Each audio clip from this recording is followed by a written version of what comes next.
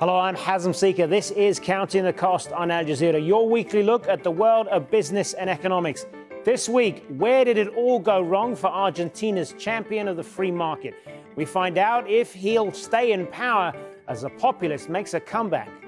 A potential multi-billion-dollar fine and calls to break up Facebook. We talk to the founder of Europe's biggest social media marketing company. And bailout number 13, Pakistan gets another big loan from the International Monetary Fund to avoid an economic crisis. Well, it wasn't meant to be like this. Mauricio Macri's election to the Argentine presidency in 2015 was supposed to usher in an end to the economic and political crises. International investors welcomed moves to float the peso and eliminate export capital controls. Last year, the International Monetary Fund increased the size of its bailout to $56.3 billion. As with all IMF loans, Argentina had to agree to cut pension benefits and public utility subsidies. Not surprisingly, Macri's popularity has fallen as so many people depended on those programs which had helped the country recover from a 2002 economic crisis. Well, that austerity has crippled the poorest in society. The economy is in recession. Macri pledged to bring inflation down to single digits, but inflation stands at 54.7%. What's behind the spike in inflation? Well, the currency has fallen 18% this year alone. Now, you would think a falling currency would be useful for exporters, but the cost of imported goods has risen, and that's been passed on to consumers. In a surprise move, Christina Kirchner announced plans to run as vice president, with one of her former ministers taking on the role of presidential hopeful. That's much to the relief of overseas investors. For many, the current crisis shows no signs of letting up, putting the jobs of thousands of Argentines at risk. Teresa Bo met with families struggling in Buenos Aires. Gustavo Ariel Lozuna was fired from a bottling company 2 months ago. He says he has been working there for 12 years. He's now trying to find other jobs that will help his family get by. I was fired in February, and they said it's because of the amount of time I've been working there and the costs I represented for the company. Lozuna is not the only one. We met with a group of workers that went through a similar situation and are fighting to get their jobs back. The company has a plan to increase the use of machines for more production, but for that they have to reduce the people that work in the plant. Finding work these days is extremely difficult. These people say that what is happening to them is part of the crisis Argentina is struggling with in the past year. Last year, Argentina received the largest emergency loan in the history of the International Monetary Fund. But in spite of it, the government of Mauricio Macri has not been able to control the situation. The peso lost around 80% of its value in the past year. And now there are fears that the government is going to be able to pay the interest of the foreign debt. Recession, a rise in poverty and unemployment have had an impact on Macri's popularity in the past year.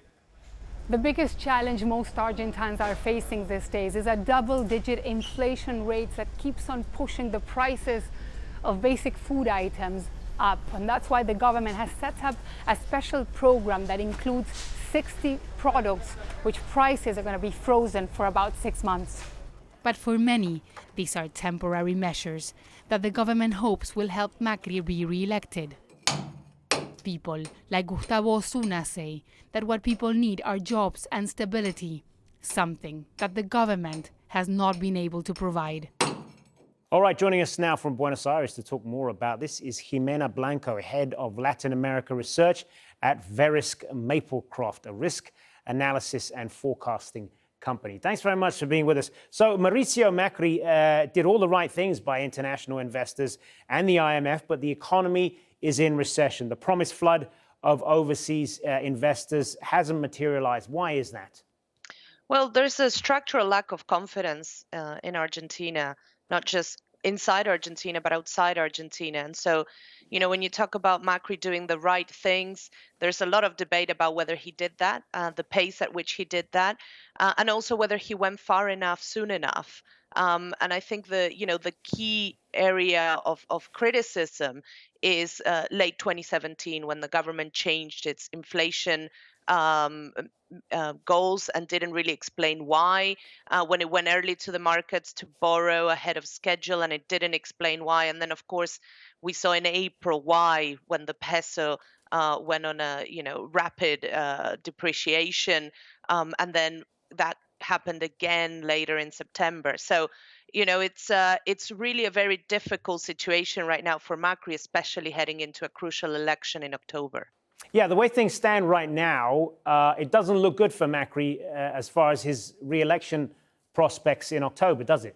I think it's, Argentina, volatility, economic and political volatility, which feed into each other. It makes the current political landscape extremely uncertain. I think, anyone who says they expected Cristina Kirchner to announce her candidacy as a VP rather than presidential candidacy would probably be lying. It took the political, arena by surprise last weekend.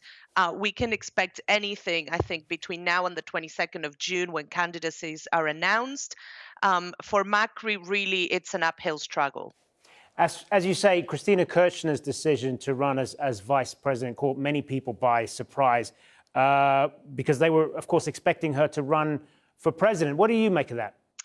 Well, I mean, I think there's many readings to it. The way in which it was announced really begs the question whether she's actually running for vice president. I can't think of precedent anywhere else in the world where the vice president releases a video or potential vice president releases a video saying they have asked someone to run for president. So even though the package says she's running for VP, the manner in which it was conveyed really says she's running for office.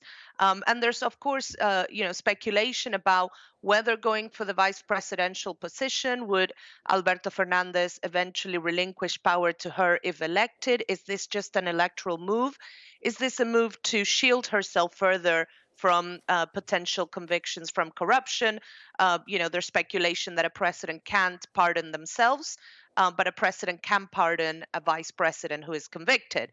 So, of course, we don't really know what her real motivation is.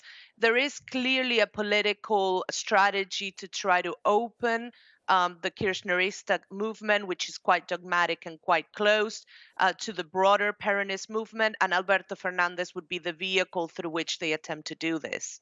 What do we know about her running mate, Alberto Fernandez, at this moment? What are we to make of him? Well, I mean, he's a very long-standing member of the political circles in Argentina. He's taken, different public sector offices since the 1980s. He's a crucial, or was a crucial player in the Nestor Kirchner administration. He's got links to not just within the Peronist movement, but to other political parties. So the radicals, who are the second largest and oldest party in Argentina, he's also have links to them and served in the Alfonsine presidency when Argentina returned to democracy. So clearly, he doesn't have the executive experience that you'd expect from someone running for the top job, but he does have a lot of negotiating experience within Peronism. And when we look at Argentina, that sometimes is a more valuable skill than management experience. So what needs to happen then, in your view, to get Argentina's economy going again? Well, I think the number one issue is to reassure investors as to what will happen from 2020 onwards. At the moment, with the bailout from the IMF, there is assurance that the country can meet its debt commitments until the end of 2019 and into 2020. But there's a lot of question marks around what a next administration would do with that bailout agreement with the IMF. And I think a clear position from all presidential candidates regarding that is a one key first step. The big market concern is is Argentina heading for another debt default? Clearing that concern is the number one. And the second one is a platform that, again, assures markets that the country will be fiscally responsible. The main concern is whether an election of the Fernandez ticket would result in an expansionary monetary policy again, feeding into inflation again, a return of subsidies to energy, which would again expand the fiscal deficit. So Macri has made some slow but positive progress in that regard. And what markets are looking for and investors are looking for is an assurance that that kind of progress will continue regardless of who gets the top job. Good to speak with you, Jimena Blanco. Thank you. Well, the IMF's tough medicine has failed to help Argentina and many other countries. Pakistan agreed a deal with the IMF to get a $6 billion loan, its 13th since the 1980s. But its terms are very similar to those of Argentina. The currency will be devalued, electricity and gas subsidies will be scrapped, and it's likely to prove unpopular across the country. Kamal Haider has more. After months of negotiations with the International Monetary Fund, an agreement on a $6 billion loan package, Pakistan government says it needs to control a serious economic crisis. And the deal with the IMF may not be desirable, but is necessary. Pakistan needs to undertake a very painful, but it's an adjustment reform that the country would need to undertake. Most notably, it includes a more flexible currency. Second, reforms in the electricity and gas sector. Third, reforms in the public sector enterprises, which are throwing up huge losses. In his election campaign, Imran Khan accused previous governments of borrowing excessively from the IMF. Now he's agreed a loan with the organization, saying the poor won't be affected. But that's something many people here aren't buying. I am a painter, and if we talk about the dollar-rupee parity, it goes without saying that a falling rupee will mean rising costs for paint, which will have a knock-on effect on people like me. There's widespread anger, including from the opposition. The government has sold us into the slavery of the IMF, and we do not accept this. We announce a rebellion both against this and the government. Sitting in Parliament, we cannot witness the destruction of our country. Many economists and political opponents are calling the deal a sellout and say it will put a heavy burden on an already faltering economy and lead to hyperinflation. The government says it delayed going to the IMF because of the help it got from the Saudis and the UAE. But it also says that a record amount of borrowing by previous government means that 45% of the annual budget has to be used for debt repayments, and it has to act now. But with a falling rupee, essential goods and fuel are getting dearer. And that's something many here say is not what they were expecting from a government that promised change and relief for the poor. Now, on top of the severe shortages of food, medicine and power, Venezuelans are now finding it increasingly hard to find petrol. Harsh U.S. economic sanctions and mismanagement of the oil industry have pushed the energy sector to crisis point. Our Latin America editor, Lucia Newman, reports. The queues to fill up cars with fuel in northwestern Venezuela are 2, 3, up to 4 kilometers long.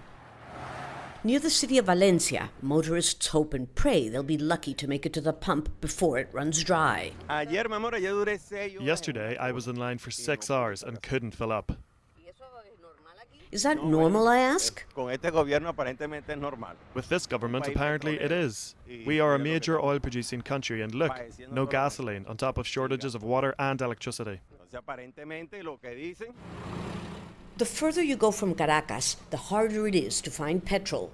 But in the past 2 weeks, the hunt for fuel has become much worse. Look, we started a group chat called Info Gasoline Station Aragua. These are the messages from today to alert each other of where to find fuel. There's several causes for the crisis, say industry experts. Venezuela's refinery capacity is down to 20% of its normal level. Instead of 1.3 million barrels a day, we're only refining 260,000, which means we have to import gasoline. Venezuela was importing it from the United States. But as of April 28th, the U.S. government stopped all sales, not just of fuel, but of the additives needed to make the petrol that Venezuela is still able to refine at home. And then there's the chronic problem of price distortions. All the petrol in this tanker truck, or 13,000 liters, costs less than $1, which means it's practically free, but only if you can find it. These shortages and these long lines are creating a black market, with some people charging as much as $10 for 20 liters. Now, anywhere else that may be considered peanuts, but here in Venezuela, where the only thing cheaper than petrol is the air that you breathe, that is considered a fortune, and much more than the minimum wage. The shortages have not yet impacted the capital, Caracas, but experts say it may not be long before they do. An irony that escapes no one in Venezuela, the country with the world's largest oil reserves. Lucia Newman, Al Jazeera, Valencia, Venezuela. When a founder of Facebook calls for the social media network to be broken up, you really do need to sit up and take notice. The social media giant has been at the center of a storm over the access to data of its users, most notably by Cambridge Analytica. The British political consultancy harvested data on millions of Facebook users without their consent while working with Donald Trump's 2016 presidential campaign. In a financial filing, Facebook has said it expects to be fined up to $5 billion by U.S. regulators for that and many other transgressions. That's a slap on the wrist for the social media giant that racked up $56 billion in revenue in 2018. So unconcerned are investors by the fine, the company's share price has risen 40% this year alone, pushing the value of Facebook to $527 billion. Well, joining me now from London is Steve Bartlett, CEO of the global social media agency Social Chain. Thanks very much for being with us. So there is no other company in the world that can claim 2 billion people on its platforms, and there's no way any company could police what people post on it. So surely that is the case, isn't it, to break up Facebook? I think I would have to disagree. I think the reason why you break up companies usually is because they are a fundamental and required product for a civilization, and they have a monopoly over that space. And I think first and foremost, you really need to define what monopoly we're claiming that Facebook have. Social networking is a very broad topic, and really you could consider social networking anything from iMessage to text messaging to Twitter to YouTube, etc., etc. When you look at Facebook's business model, they make 99% of their revenue from advertising, and they certainly, even on the internet alone, don't have a monopoly over advertising. I think Google own 32% of the online advertising market, so even Google are more of a monopoly per se than Facebook are. But tech giants, though, have gained an enormous concentration of power and data. Are they turning into harmful monopolies, do you think? I don't think so. I wouldn't claim that they're a monopoly. I think that there are so many different sort of competing forces for various parts of their business model, from the social networking side to the advertising business to the communication side of their business. And really, they make their money from advertising, but they are a communications platform. And if we're talking about communications in a more vague sense of the word, then there's a lot of competition there across the internet. You own some of the most popular pages on Facebook, though. How does that affect your business if major changes are made to it? We own big sort of social communities over all of the biggest social platforms, from Instagram to YouTube to Twitch to Facebook to the podcast store. And our sort of portfolio of media is split across all of these platforms. We do about 2 billion video views per month across all of the major platforms. So breaking up the Facebook specifically won't really impact our business because those platforms will go into other hands. But I think if you're trying to solve the problem of sort of misinformation or privacy, I genuinely believe, and I honestly have no vested interest in really saying this, and if you look at the content and the stuff that I post online, I've given my very honest opinion on the faults within Facebook, but I genuinely believe that breaking up the platform that is Facebook and the teams will probably not serve to fix the issue at hand. Well, how easy is it, though, to access data on individual behavior? It's getting harder. It's certainly harder for advertising bodies and even social platforms to access the data, the raw data on individuals. I think a lot of it's moving to encryption now. We've seen WhatsApp move to an encrypted messaging platform, and that's the general trend. And I think Mark Zuckerberg, in his recent F8 announcement, announced that Facebook was going to become even more of a private platform, focused on private communities and groups. And also, when we think about behavioral trends, generally, from a social networking perspective, we've all gone a little bit more private, and we share personal information less than at any time in recent history. I think generally a lot of this has been caused because society have started to care more. I don't entirely believe that as consumers we really understand the implications of our data being misused, but I think the press generally have done a pretty significant job of convincing people that our stolen data is doing very, very bad things, even though I don't think we all know exactly, when we talk about these hacks like Crimson Hexagon, what the actual implications were. We just hear that your stolen data has gotten X person elected, and I think that's inflammatory enough for all of us to suddenly care about something that we don't really know a lot about. You're in a position, though, to be able to help companies target audiences and make products and ideas trend. Just talk us through a bit of that process. Yeah, so our sort of core business is in advertising as well. So we're a global social first marketing agency. That's kind of our founding business. And the biggest brands in the world will come to us to help us understand how to engage and communicate to young people and people across the internet, and to stay ahead of the changes that happen every single day across all of these platforms. And then our secondary business is our media company, and we own and operate some of the largest social communities across a variety of niches on YouTube, Facebook, Instagram, podcasting, and everything in between. And really there we operate as a sort of traditional social publishing house, I guess. All right, Steve Bartlett, thanks very much for being with us. Thank you. Thanks. Our automatic facial recognition technology uses our unique facial dimensions to let us access bank accounts, go cashless in holiday resorts, and use automated border controls. But AFR, as it's known, can also track us and invade our privacy. Paul Brennan reports on the UK's first legal challenge against the technology.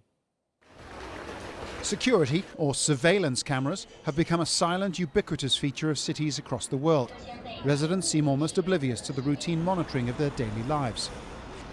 Ed Bridges was irritated the first time he realised that a police automatic facial recognition vehicle had scanned his features in a shopping centre. But the second time it happened was at a peaceful anti-arms trade protest. And on that occasion, the van was parked opposite the crowd. I felt it was there to sort of intimidate people and dissuade them from using their right to peaceful protest. So Ed has taken South Wales Police to court in the first UK challenge to the use of AFR. I mean, essentially what you have is a situation where technology is running miles ahead of where the law is, and the law needs to catch up. AFR biometrics is increasingly used for things like keyless buildings and cashless leisure resorts.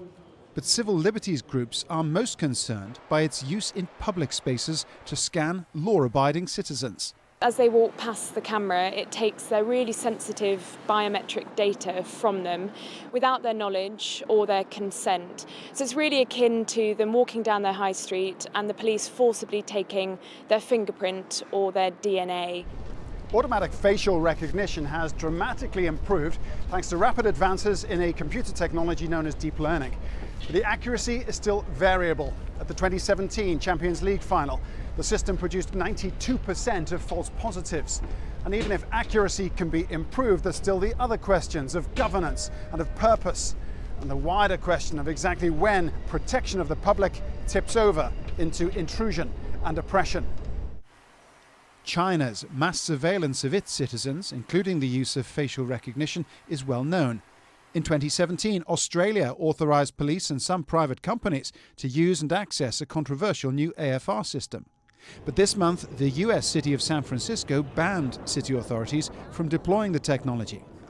Academic Dr. ARNE HINTZ has examined digital citizenship and surveillance. Our data trails make us transparent, he says, and the balance of power is shifting. We have become very transparent. On the other hand, the process by which we are assessed also through our data are not very transparent. And in that sense, then we can see there is a reversal in empowerment, in power shifts from the citizen to the state. Al Jazeera approached the company NEC and other AFR providers, but none responded to interview requests. In a statement, London's Metropolitan Police said its AFR pilot scheme had now ended and the results are being assessed. Judgment in Ed Bridges' legal challenge is expected to be handed down in the autumn. And that is our show for this week. Remember, you can get in touch with us by tweeting me at @HazemSeeker, and do use the hashtag AJCTC when you do, or drop us an email. Counting the cost at aljazeera.net is our address. And there's more for you online, as always, at aljazeera.com/CTC. That'll take you straight to our page, which has individual reports, links, and entire episodes for you to catch up on. So that is it for this edition of Counting the Cost. I'm Hazem Seeker from the whole team here. Thanks for joining us. The news on Al Jazeera is next.